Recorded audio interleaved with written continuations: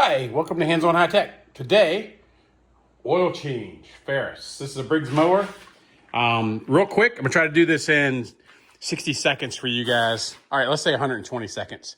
Got to change the oil filter down there. You see it? The oil dipstick's over here. And then the drain is the oil piece coming out down there and goes through that hole right there. So we're gonna drain this thing and fill it with oil, and you'll see the 60 second or 120 second. All right.